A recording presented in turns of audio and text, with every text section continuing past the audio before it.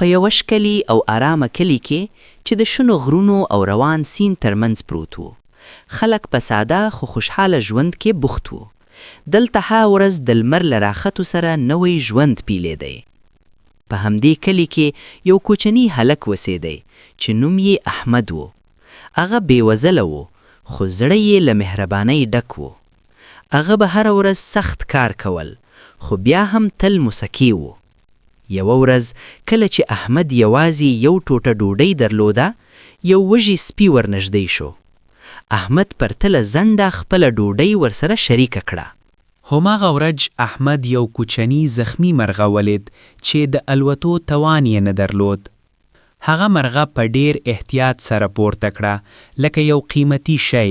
هغه سترګو کې یوازې رحم او مینه ښکاره کېده.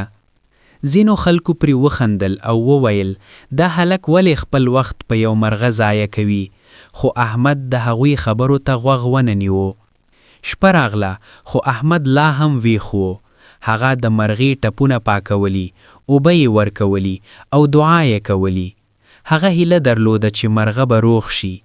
یو شیبه داسې هم راغله چې احمد لږ نامیده شو، خو بیا یې خپل ایمان ټینګ کړ او وویل مهرباني هیڅ کله بې ځایه نه وي.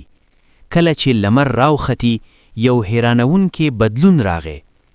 مرغه ور خپلې وزرې وخوځولې. مرغه اسمان ته پورته شو لکه یو رڼا ډک پیغام، او د احمد پر ژوند یوه نوې دروازه پرانیستل شوه. هغه خلک چې پرې خندل اوس یې درناوی کول.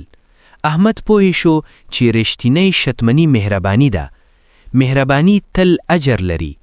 که نن نه وي سبا به خامخا وینو. تل مهربانه اوسئ ځکه همدا ستاسو قسمت بدلوي.